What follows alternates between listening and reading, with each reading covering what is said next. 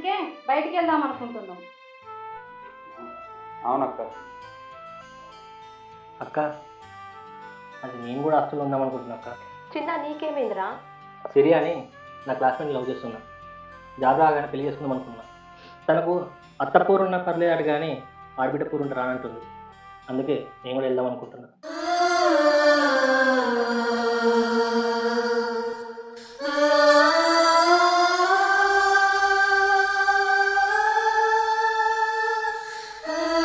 ఈయనకు ఆఫీస్ దూరం అవుతుంది. నీకు ఎలాగో పెళ్లి పేటాకులు లేవు. చేసుకున్న మమ్మల్ని సుఖం కూడా నీయవా? అరే అమ్మ నాన్న పోయినాక మీరే నా సర్వస్వం అనుకున్నాను రా. మొన్నటి దాకా ఏ అవసరం వచ్చినా అక్క అక్క నా చుట్టూ తిరిగేవాళ్ళు. ఒక్క నిమిషం నేను కనిపించకపోతే నా కోసం ఎదురు చూసేవాళ్ళు. ఇప్పుడు నేను కనిపిస్తేనే మీకు సమస్యగా ఉంది. ఈ ఇంటికి మీరిద్దరే వారసులు రా.